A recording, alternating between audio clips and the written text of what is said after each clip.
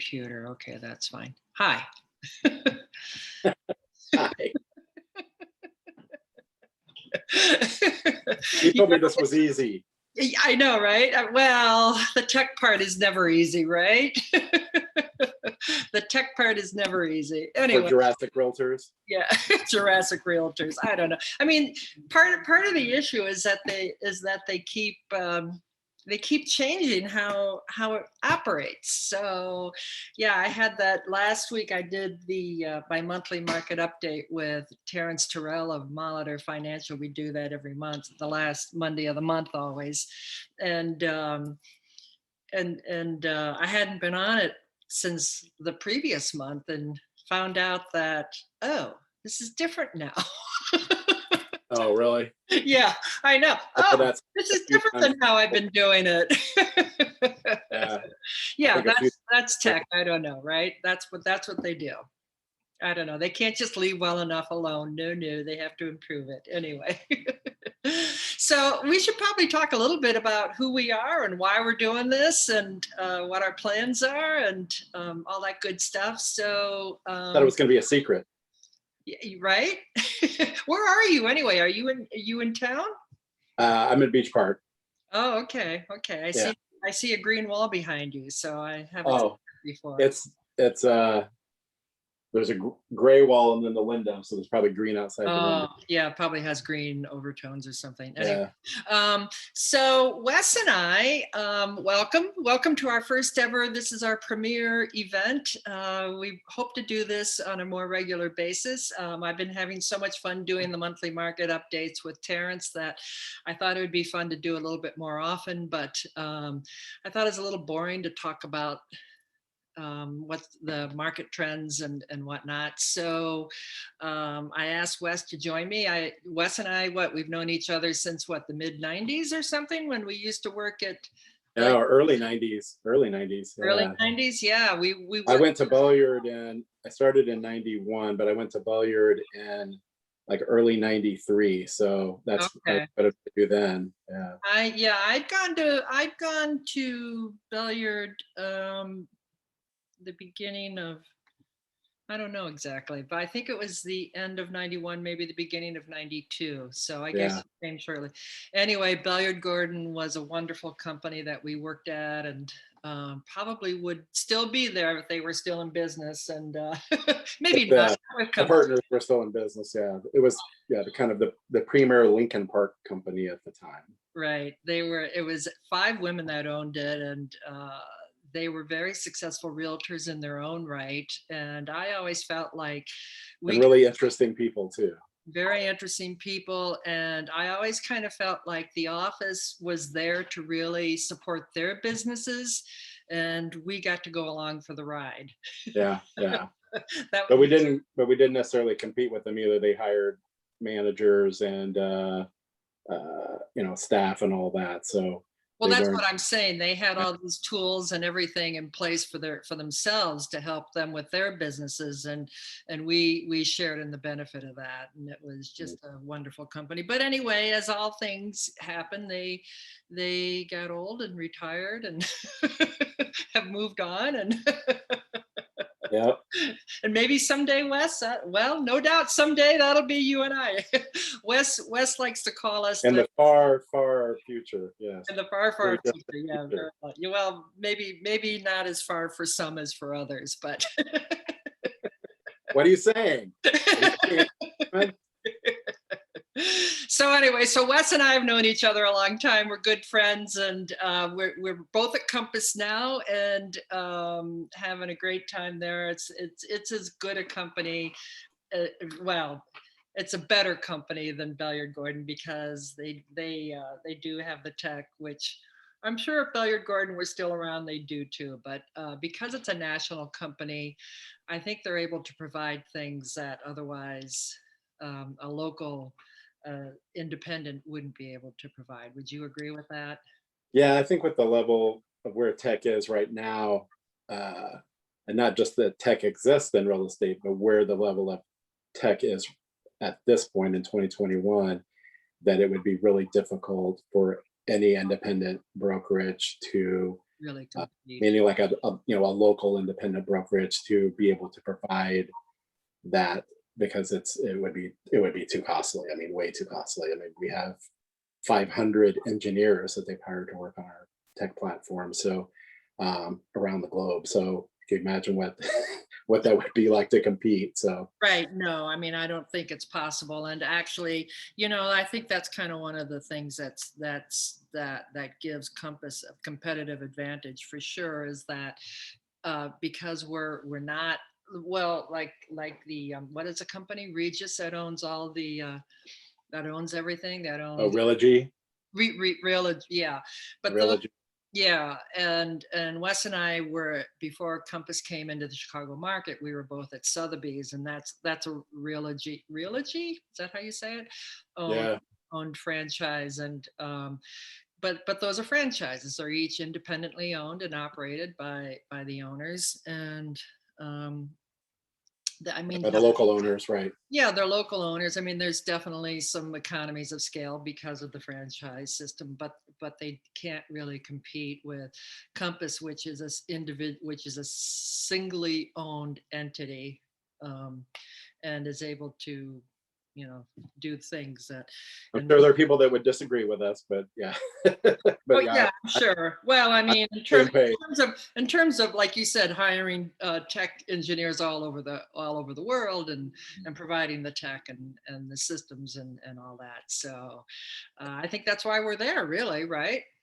Well, I mean, Yeah, it's I not think the it's only the biggest reason we're reason there. there. It's not the only reason I'm there. It's a Yeah, big reason why I went there, and I think one of the reasons why I stay there is because of the culture.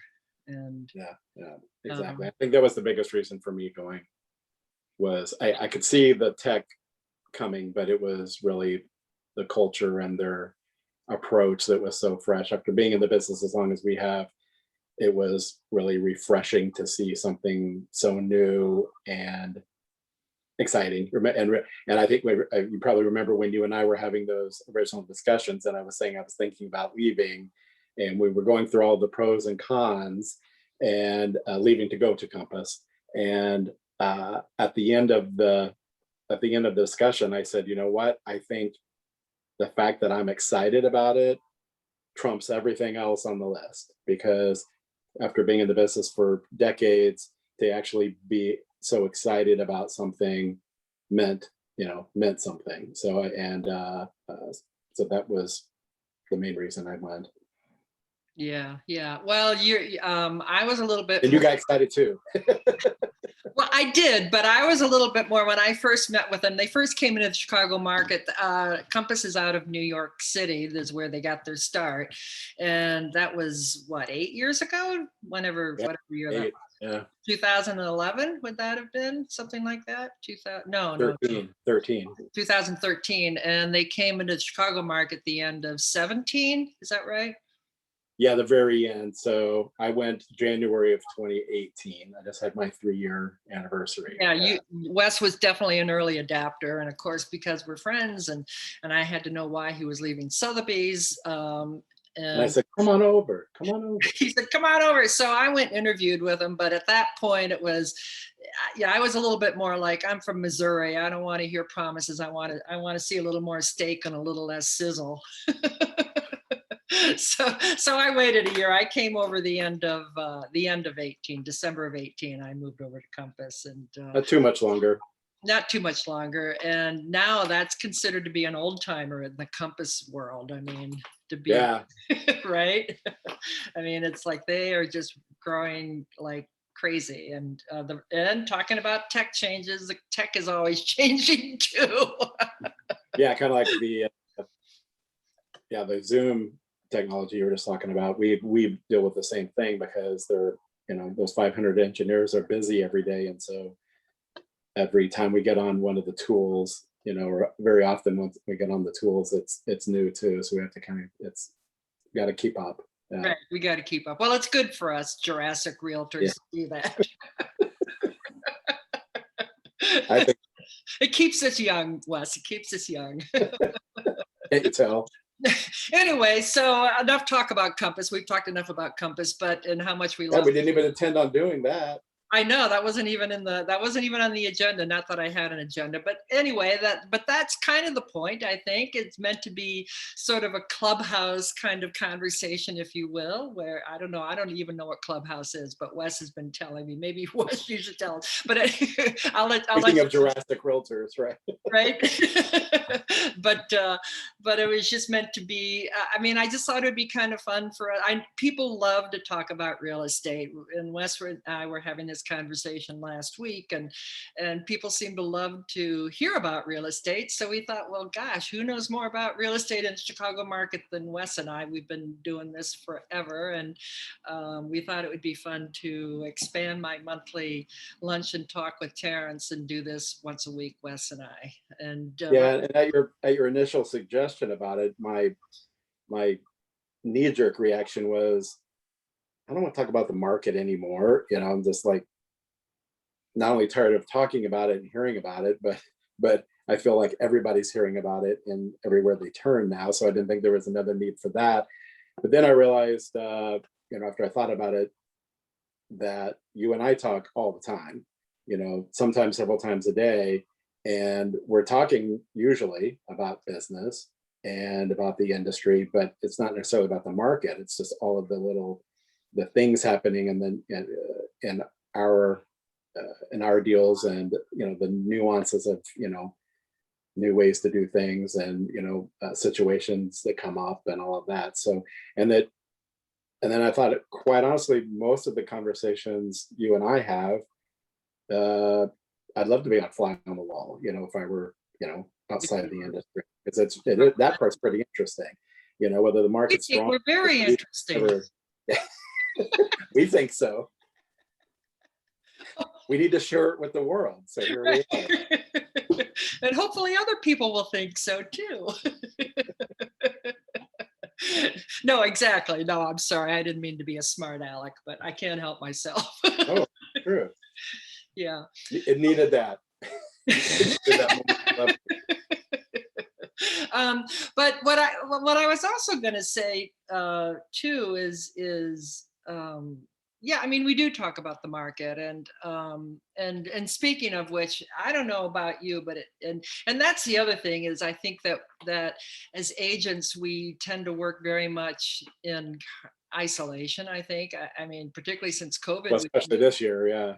I was going to say we've been working at home, and we don't go into the office. We don't have the office, but that has really evolved too. I mean, I think our industry has evolved. Back in the day when you and I were at Billiard Gordon, we went in. If I was working, I was in the office, and we were always in the office. And of course, that's not the case anymore. We pretty Mhm. much work remotely, even before COVID. And of course, COVID, we really are working remotely. But I've been working at home probably for the last, I don't know, 15 years maybe, pretty much. Yeah, um, I think it's been a very gradual change for me until COVID, Mhm, in that you know, I was working mostly in the, you know, from completely in the office to mhm, mostly in the office to over probably the past maybe 5 8 years, where I would go into the office to do specific things and then, you know, work either from home or, you know, out and about, mhm. because that's part of the thing is realtors were out and about part of the time anyway. Right. So you know, you're never in the office 24/7, or even, you know, 9 to 5 or whatever. Mhm, Uh, but there's there were things I, even before COVID, there were things that I really liked about it and things I didn't like about it. mhm, About working from home more. Obviously, there's more flexibility. It's nice, and in a lot of ways, I get more done in an hour, you know, working from home without the distractions. But the somewhat obvious, you know, pitfalls are that when you're not sitting around everybody else that's doing the same thing and in the same business and working the properties, you know, you don't have your ear to the ground the same way. So you're you know, might be missing out on some of the opportunities we used to have by just hearing about properties or about situations, about things coming up. And those are the sorts of conversations that you and I are having, you mhm, know, the phone calls that we've been having to kind of make up for that. I think that mhm, mhm. those were the kind of conversations that we had been having back in the day with everybody around us, you know, you know, Mhm. whether it was 5 or 10 people around us or the 70 people in the office, that we were around all the time. Right. Um, Well, and one of the things that Compass was doing prior to COVID and we all locked down was they were really creating an environment to encourage agents to come back into the office and collaborate. right. It's one And of our that is one of the things that excited me because like I said, I had on one hand enjoyed having that time, you know, to work from home, but I realized over those past few years when it had gotten, uh, we were basically not in the office at all, unless it was to drop off a check or pick something up or, maybe meet a client in a conference room and then leave.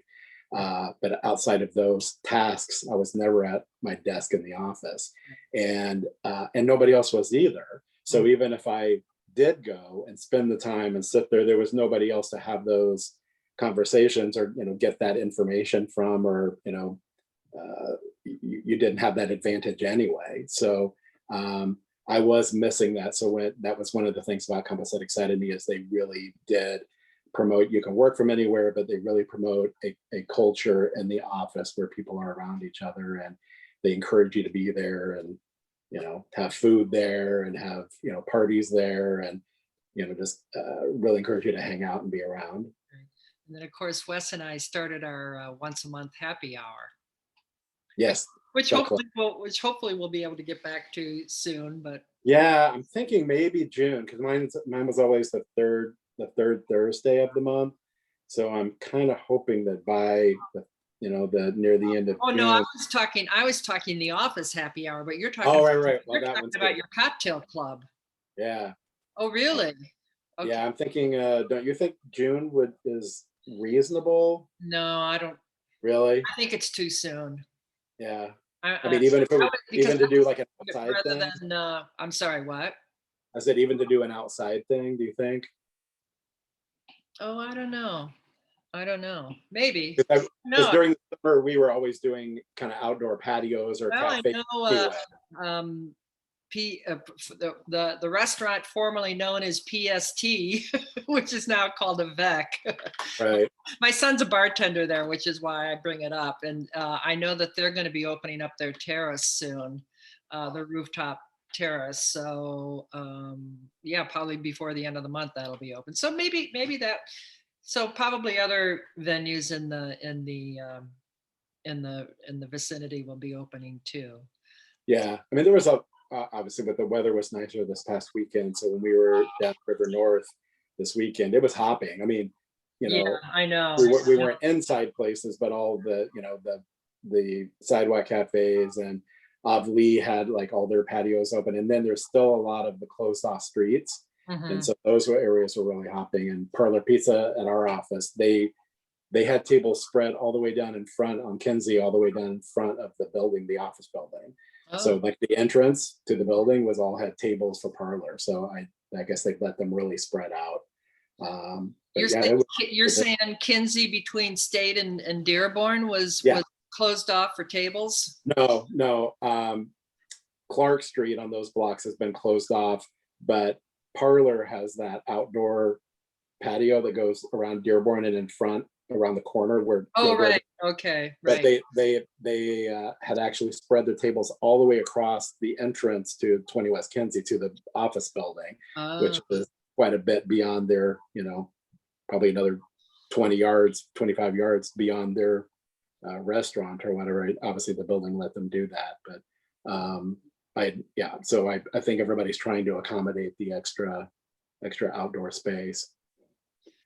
so just another kind of little housekeeping item about our calls is that we don't have anybody in the background monitoring the chat.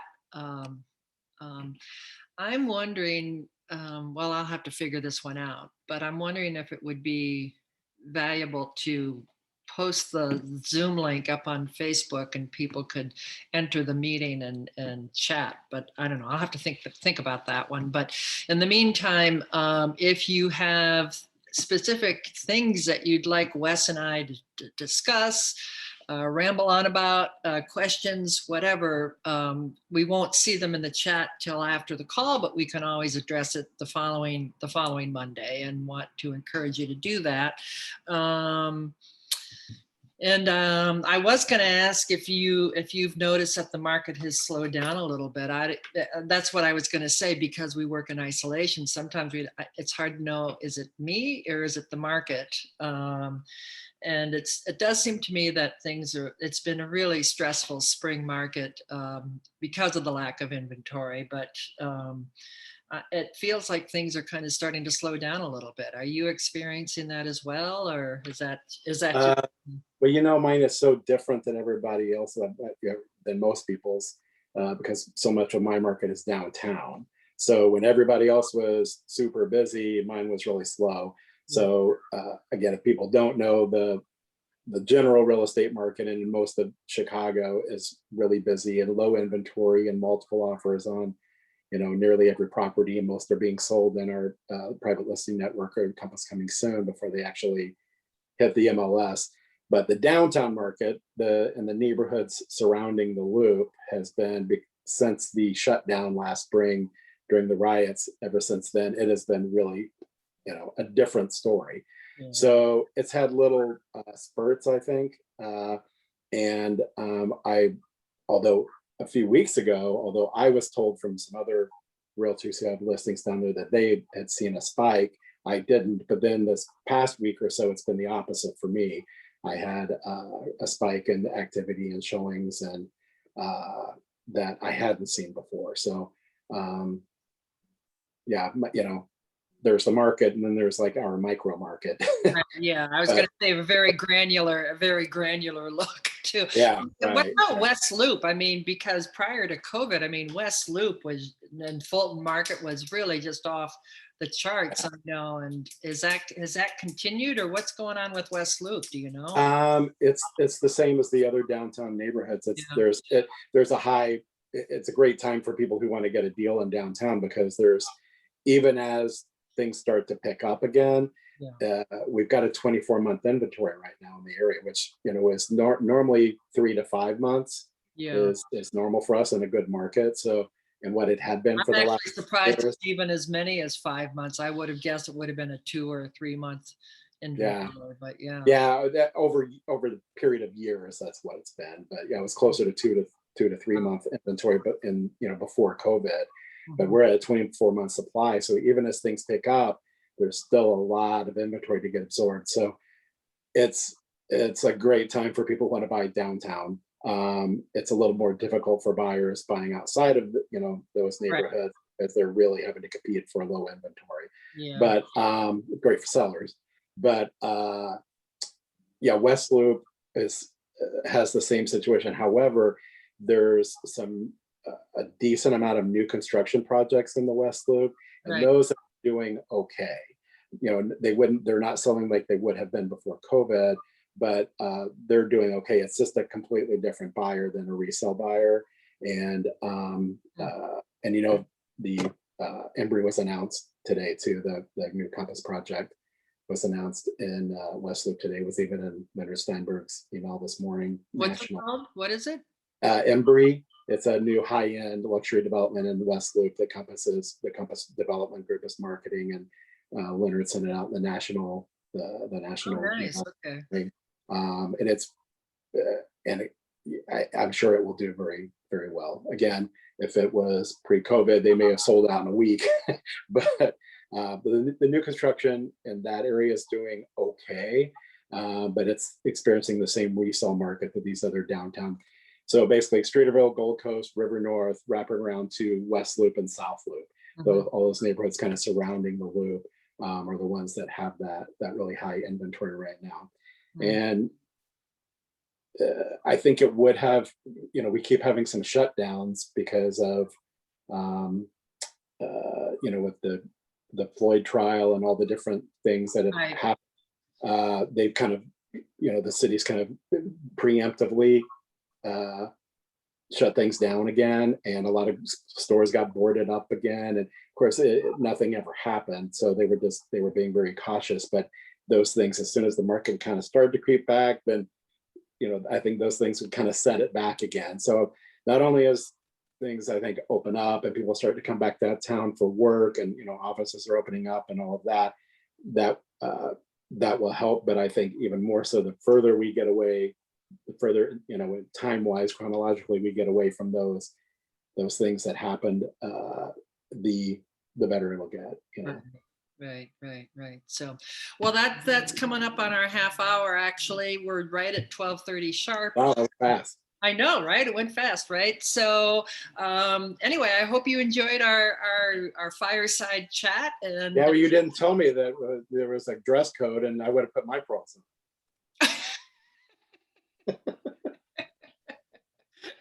very funny. I thought I should clean up my act for this, right? I mean, this is being recorded for posterity. Well, who cares about posterity? All right. What did posterity ever do for you? I mean, you know how things on the internet, they never go away, right? They're there forever. They never go away. But Well, they keep telling me. either that, or they're gone in a matter of about 10 or 15 seconds. Nobody will ever see it ever again. But anyway, all right. Well, this was fun, and I'm looking forward to doing more of these. And we'll be back again next Monday for lunch. Our lunch. For coffee. We need to come up with some kind of a clever name, but I'm thinking like a luncheon conversation. You didn't like Jurassic Realtor? Like Jurassic Realtor, right? and again, just encourage you to put things in the chat if you have a specific topic you want us to rant about. We're always open to suggestions. So hope you enjoyed it as much as we did, and we'll look forward to seeing you next week. Bye for now. Bye.